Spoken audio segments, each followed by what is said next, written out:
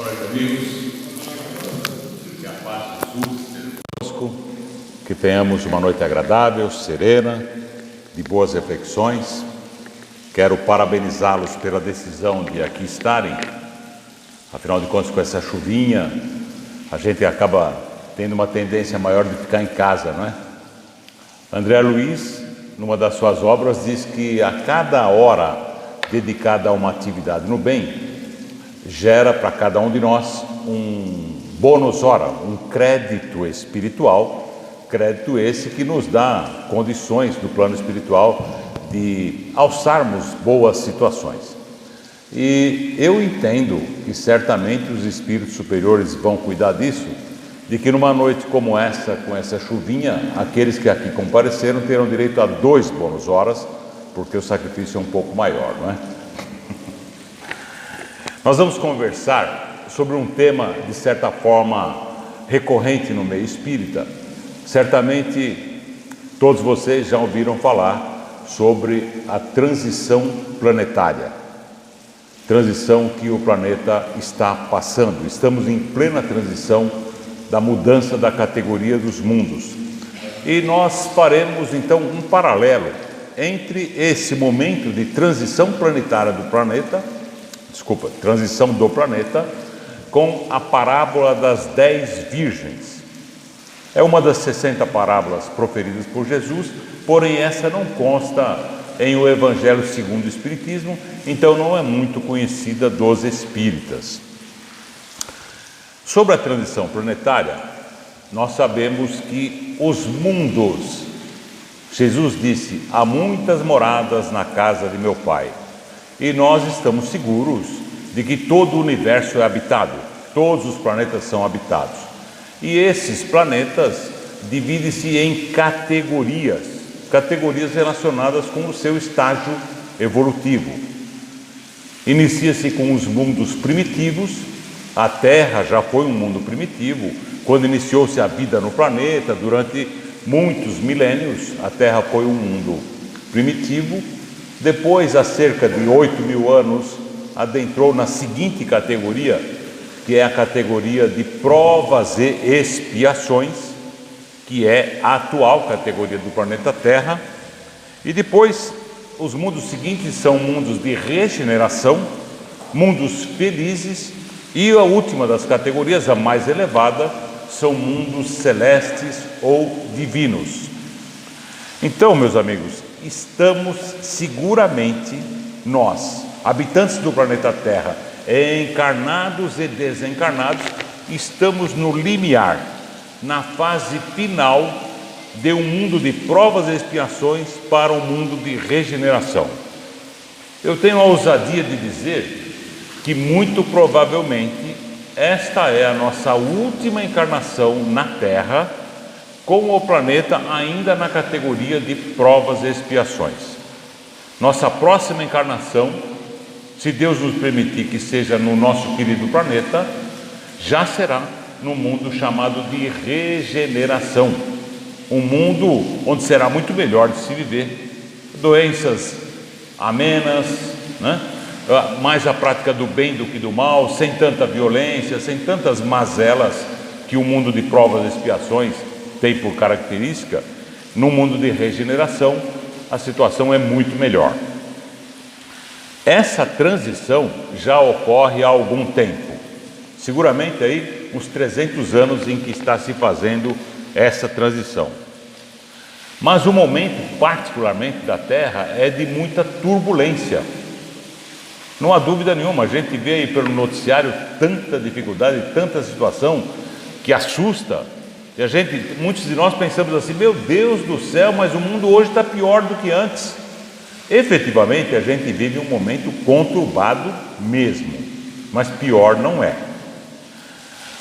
Porém, essa turbulência toda tem a ver com as últimas oportunidades que Deus, através de Jesus, nosso governador, está permitindo para que está encarnando muito espírito que ainda se compraz no mal, para que tenha uma última chance de ou ficar na terra ou será exilado daqui. Estamos certamente na hora da separação do joio e do trigo, da linda parábola trazida por Jesus. Então, a hora é agora. E fica a seguinte pergunta, uma pergunta íntima, pessoal: nesse processo de transição, como cada um de nós está? Como é que a gente está se posicionando nessa história?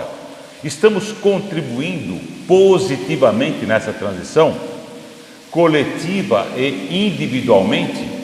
Fica uma pergunta para reflexão posterior: o que a gente está fazendo para ajudar o planeta nessa transição? Lembrando que a nossa melhora íntima é, consequentemente, uma melhora coletiva. Reencarnaremos na Terra quando ela já for um mundo de regeneração? Será? Eu, particularmente, espero que sim.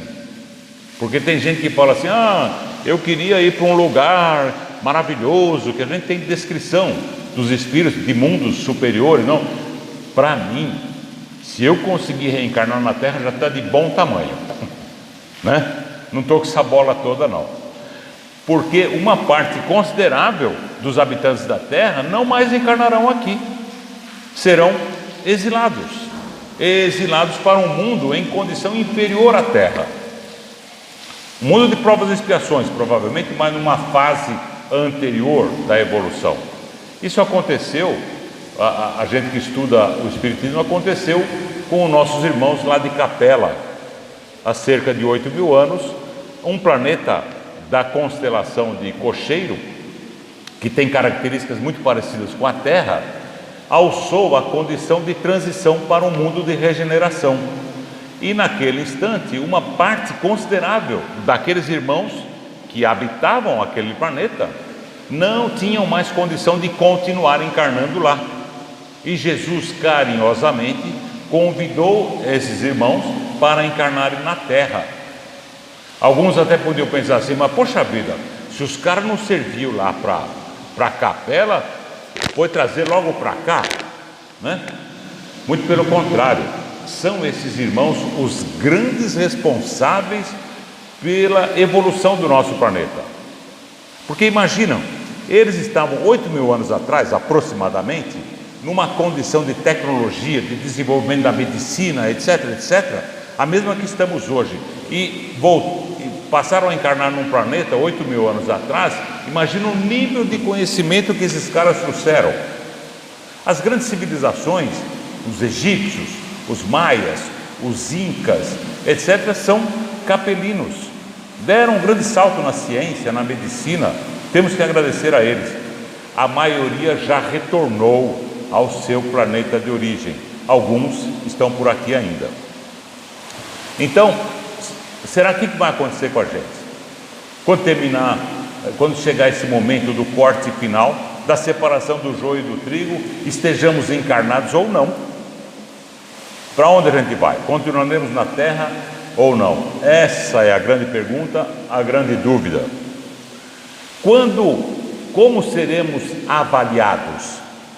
Eu digo seremos avaliados entre aspas, porque nós mesmos é que avaliamos a nossa condição espiritual, moralmente falando. Na questão 621 do Livro dos Espíritos, Kardec pergunta: onde estão escritas as leis divinas? E os Espíritos respondem de pronto: na consciência. Não vai existir um julgador, alguém que vai chamar lá, chama aqui o Roberto, aqui ó, Roberto, escuta aqui, vê a ficha dele aqui, vai para cá, vai para lá, não sei o que. Não, nós mesmos é que as leis estão incrustadas em nosso ser. A gente vai fazer essa autoavaliação e vamos nos posicionar no lugar exato do nosso merecimento, nem melhor nem pior, o que nós merecermos. E talvez seja o caso da gente não poder continuar na Terra. Tenho certeza que vocês todos, espíritas, já têm um lugar garantido, um lugar nobre, porque os espíritas são praticamente perfeitos, né? Estou falando mais preocupado com essas pessoas aí de fora, porque nós não temos problema nenhum, né? Quase santos. Jesus proferiu 4 sermões. O último dos sermões proferidos por Jesus é chamado de sermão profético. Está em Mateus, no capítulo 24. E lá, nesse sermão, que é lindíssimo, vale a pena a gente dar uma lida, a certa altura os discípulos perguntaram assim para Jesus: dize-nos qual será o sinal do fim desta época? Desta época, 2000 anos atrás, mas é uma época de provas e expiações. E Jesus diz assim: haverá fome e terremotos em todos os lugares. É só a gente ver aí os cataclismos, as situações que acontecem pelo planeta frequentemente. Tudo isso será o princípio das dores de Jesus. Nesse tempo, dessa transição, vos entregarão à tribulação e vos matarão, e sereis odiados de todos os povos por causa de meu nome. Então muitos sucumbirão e haverá traições e guerras intestinas.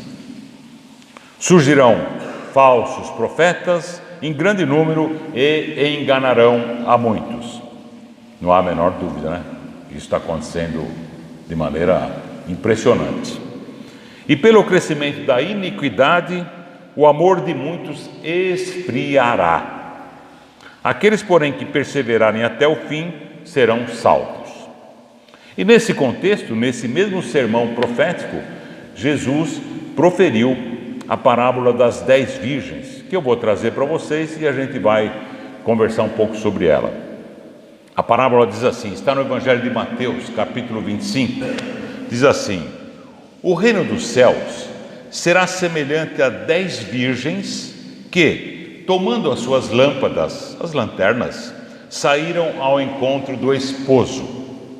5 delas eram insensatas e 5 prudentes. As insensatas, tomando as suas lâmpadas, não levaram azeite consigo. Ou seja, eles tinham lá o lampiãozinho, né? E não levaram uma reserva de óleo para poder realimentar a lanterna. As prudentes levaram azeite em suas vasilhas com suas lâmpadas. E tardando o esposo, demorou a festa, era uma festa de casamento.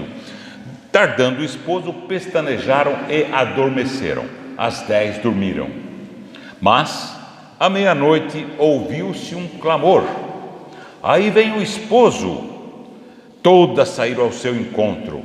Então, todas se levantaram e prepararam suas lâmpadas, acenderam as lâmpadas. E as insensatas disseram às prudentes: dai-nos do vosso azeite, porque as nossas lâmpadas se apagam.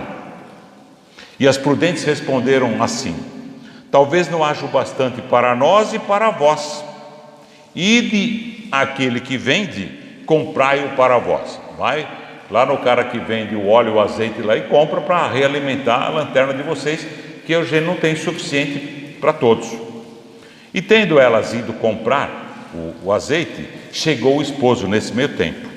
E as que estavam preparadas entraram com ele para as bodas, para a festa, e a porta se fechou. Depois chegaram as outras virgens, aquelas que foram comprar o azeite, clamando: Senhor, Senhor, abre-nos. E ele respondeu assim: em verdade vos digo que não vos conheço. Vigiai, pois, porque não sabeis nem o dia, nem a hora. Não abriu a porta. As 10 virgens, meus amigos, representam a humanidade como um todo. As 5 prudentes representam as pessoas que procuram evoluir, reformar-se, aprimoram seus conhecimentos, trabalham no bem, desenvolvem o conhecimento de si mesmo e assim por diante.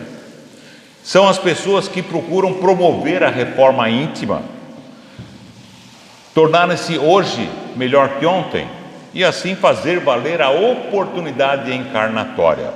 A gente encarnou para se melhorar, é esse o grande motivo de estarmos aqui. Já as outras 5, as imprudentes, representam as pessoas que se preocupam mais com os prazeres mundanos, com os prazeres da matéria, mais com o ter do que com o ser. Não olham ao próximo e assim vai.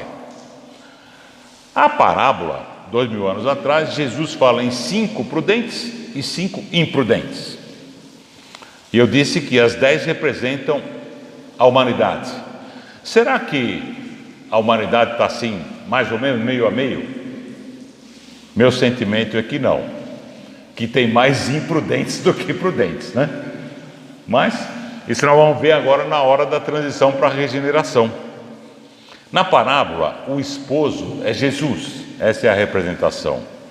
Jesus é o esposo da humanidade, claro, é o governador do planeta Terra. É o encontro dele que a gente deve caminhar, iluminando o nosso roteiro, fazendo as aquisições espirituais, lembrando sempre das palavras do Mestre: eu sou o caminho, a verdade e a vida, e ninguém vai ao Pai senão por mim. E quando o esposo, Jesus, diz figurativamente às 5 virgens imprudentes, ele diz: em verdade não vos conheço. O que significa isso é o seguinte, é que elas ainda não estavam preparadas para adentrar o lugar que as prudentes alcançaram.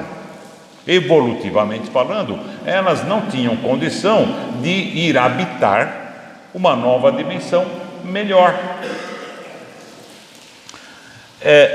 Essas imprudentes representam, a meu ver, a maioria de nós.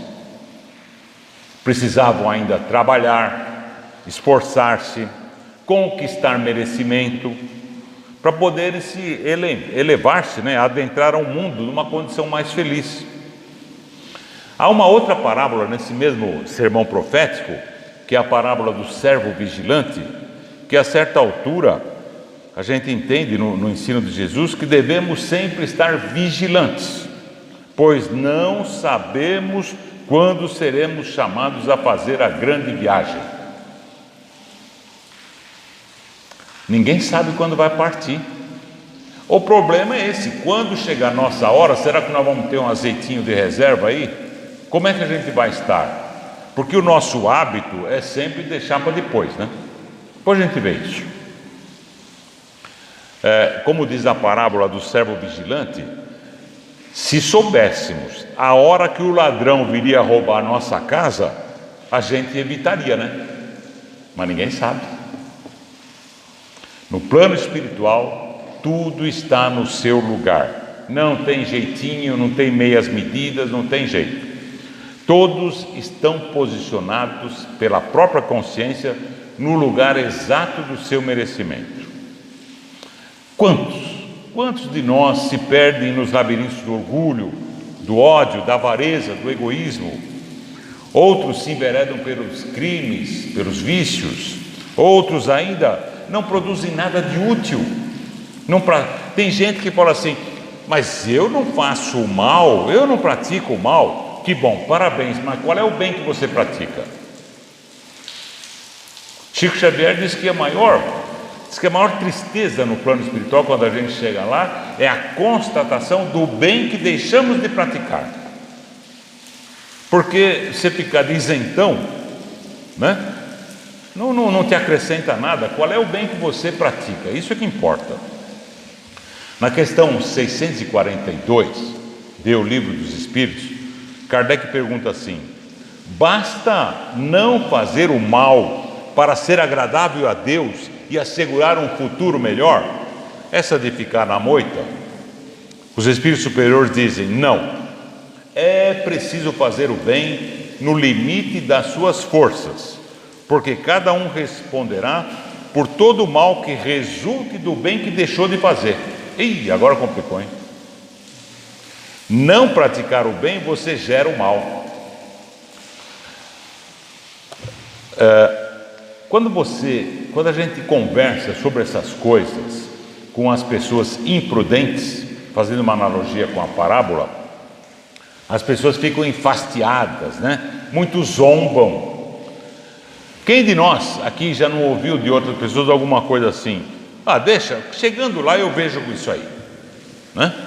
Outros falam assim: eu não sei nem se existe um outro lado, nunca ninguém voltou para contar. Não fala isso? As virgens imprudentes quando na dificuldade, como aconteceu lá na hora que acabou o azeite, né? Saíram correndo para tentar adquirir o óleo lá para suas lanternas, né? É a mesma coisa que a gente, quando está no limiar de uma situação difícil, sai correndo, buscando conhecimento, buscando trabalhar no bem, mudança de postura, de atitude.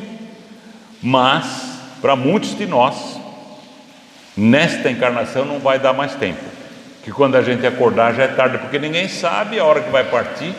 Eu não estou querendo fazer terrorismo, viu, gente? Mas é um fato, né? A maioria de nós, nas dificuldades, quando a coisa fica preta, quando está doente, na velhice, aí sim a gente sai correndo para se ligar ao Pai. A gente passa a ter uma fé rapidinho e fica bonzinho, né? Já viu? Pessoa doente, está de cama ali, mas fica um santo, né? Ai, me dá um chazinho, tudo. Uma delicadeza, uma coisa, né? Claro que arrepender-se sinceramente é bom, vai ajudar. Porém, não é o arrependimento que vai saldar os nossos débitos, não nos enganemos. O sujeito foi da pá virada a vida toda, aprontou 1001, contraiu débitos com as leis divinas. Aí, 5 minutos antes de desencarnar, eu estou arrependido, pronto, vai para o céu, que beleza, né? Não é assim, não é assim. Evidentemente que um arrependimento sincero coloca a pessoa numa outra condição, porém não salda débitos por isso. Extrema unção, não sei o que, não resolve o problema de ninguém. Ninguém vai para o céu por causa disso. Somos herdeiros de nós mesmos e cada um de nós terá que pagar até o último centavo dos nossos débitos. Nem todo o dinheiro do mundo daria um jeitinho para comprar o azeite a tempo. Na encarnação, se a pessoa não produziu isso, não fez nada a respeito. O imprudente vive irresponsavelmente, é fútil, não se reconhece como espírito imortal. Isso é importante, viu, gente? Somos espíritos imortais. Se a gente levar em conta que temos a eternidade pela frente e que essa encarnação é uma gotinha no oceano aqui, isso muda o prisma, muda a forma como a gente conduz a existência, porque você sabe que tem consequências, não é? No Evangelho de Mateus está lá assim: daquele dia e hora, porém ninguém sabe, o dia da nossa partida, nem os anjos do céu, nem o Filho, só o Pai o sabe. Vocês já ouviram alguma reflexão sobre essa história de arrumar a mala? O fato é o seguinte: cada um de nós deve ir arrumando uma malinha, colocando lá as coisas que forem possíveis de ser colocadas, porque ninguém sabe a hora da nossa partida. Não viu o menino aí que ontem, né, o rapaz lá, o Gugu, que coisa difícil, foi lá arrumar um negócio lá no telhado da casa, um acidente, desencarnou, né? Não é azar, não é acaso, aconteceu porque tinha que acontecer, mas a gente não pode ser pego de surpresa, né, nessas condições, espiritualmente falando. Tem que deixar uma malinha arrumada. Nessa mala a gente não vai colocar roupa, nem joias, nem livros, nem dinheiro, nem outras coisas materiais. O que colocar nessa mala? Colocar as coisas do espírito, retirar dessa bagagem espiritual as mágoas, os rancores, a inveja, o ciúme, os ódios, outros detritos, e buscar resolver algumas questões que nos tiram a paz. Se o outro com quem temos dificuldades, né, não quiser resolver um problema qualquer, pelo menos livremos-nos nós da situação. Perdoe você, não tenha desejos de vingança, vai colocando essas coisas na sua malinha, porque uma hora vai chegar.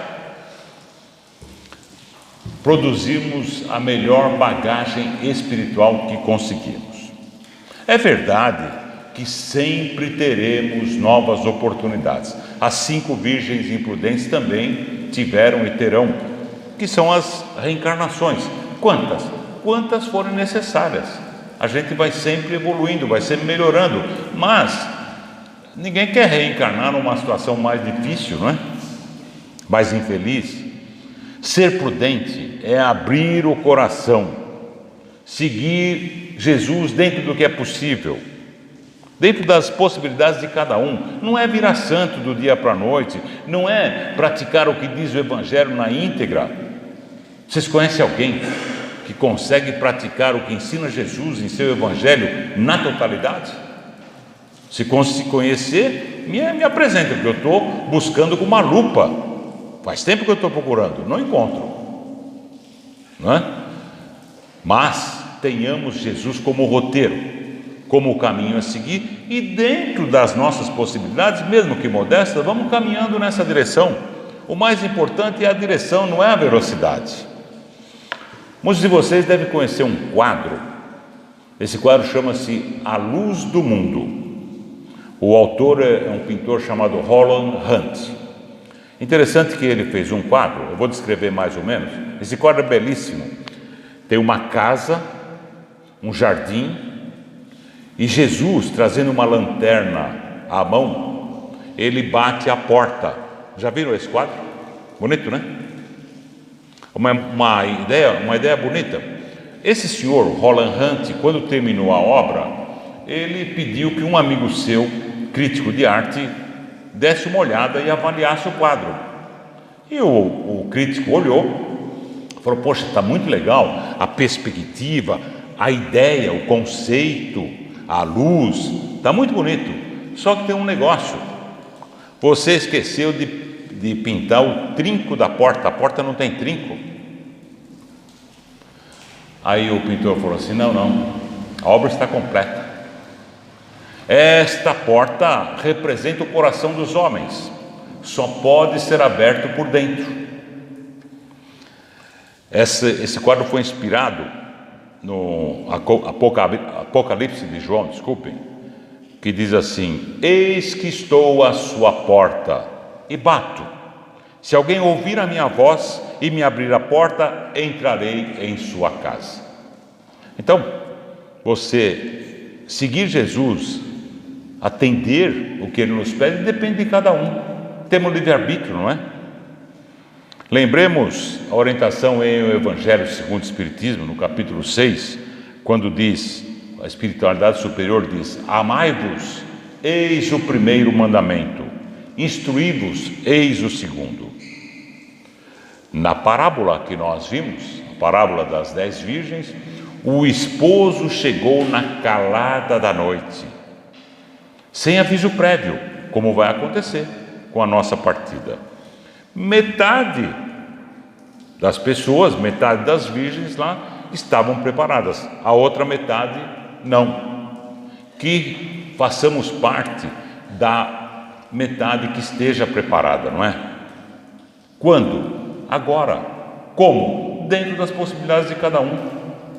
O Chico diz com muita propriedade, Chico Xavier diz assim: não se pode nesta vida, nesta encarnação, ter um novo começo, mas você pode sim, dependendo como você decidir agir de hoje em diante, você pode ter um novo fim, melhor do que aquele que se tivesse na outra tendência. É uma decisão íntima, pessoal. Que Deus abençoe, obrigado pela oportunidade e até uma próxima vez. Vamos fazer